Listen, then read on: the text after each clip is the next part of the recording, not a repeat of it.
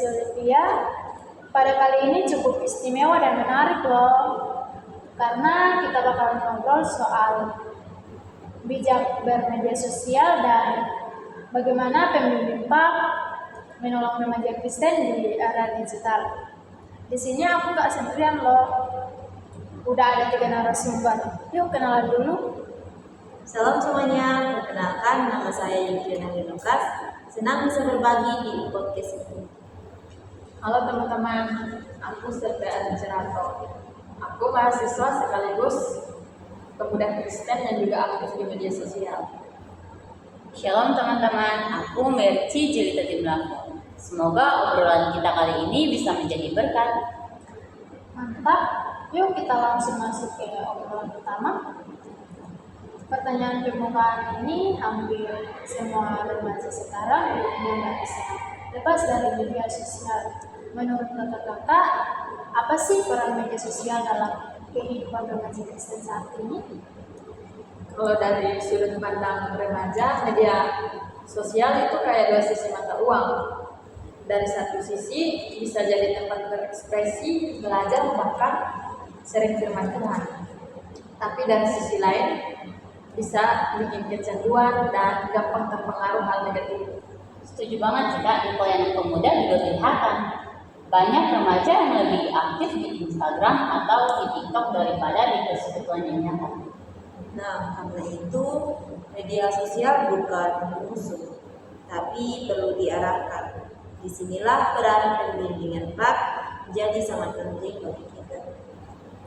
Nah, kalau bicara masalah apa saja tantangan atau negatif yang media sosial bagi remaja Kristen?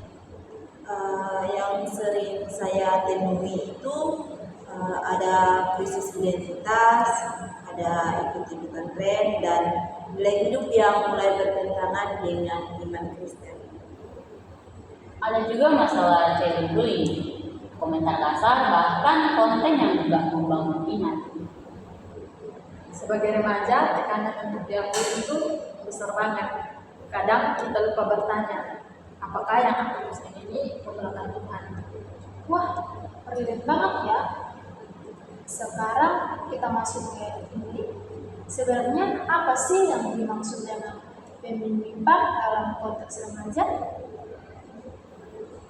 Kalau menurut saya, pembimbing PAK adalah proses mendampingi remaja agar bertumbuh dalam iman, karakter, dan perilaku sesuai Kristiani.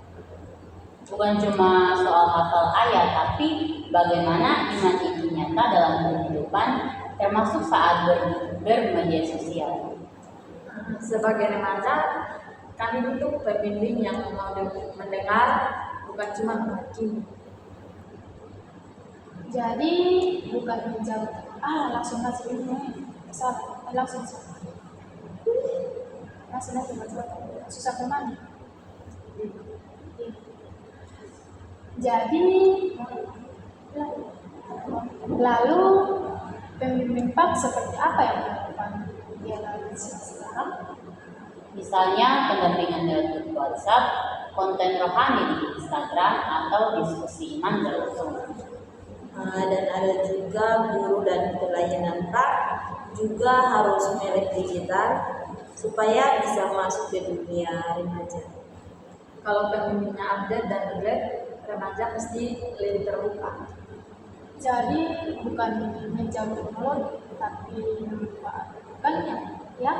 Ya. Menurut kalian, apa sih arti bijak bermedia sosial bagi remaja Kristen? Kalau menurut saya, bijak berarti sadar bahwa setiap kata, foto, dan komentar mencerminkan iman kita. Kalau menurut saya, remaja Kristen dipanggil jadi terang, termasuk di dunia yang digital ini. Kadang sederhana aja, berpikir dulu sebelum posting dan berani beda dari tren yang gak sehat. Boleh dong kasih tips praktis buat remaja Kristen? Tips kalau dari aku, yang pertama libatkan Tuhan dalam aktivitas digital lewat doa. Yang kedua itu pilih konten yang membangun iman. Mungkin yang ketiga, jangan ukur nilai diri dari like dan followers. Simple tapi beda banget ya. Sebelum kita tutup, apa sih pesan singkat buat remaja Kristen? Kalau pesan dari saya, media sosial adalah ladang pelayanan jika digunakan dengan benar. Kalau menurut saya, jadilah remaja Kristen yang cerdas, kritis, dan beriman kuat. Kalau dari saya, ingat identitas kita ada di dalam Kristus, bukan di media sosial. Baik, terima kasih untuk obrolan yang sangat luar biasa ini. Semoga podcast ini jadi berkat dan bahan refleksi buat kita semua ya. Saya Chelsea Olivia, pamit undur diri. Tuhan Yesus memberkati. Shalom. Shalom.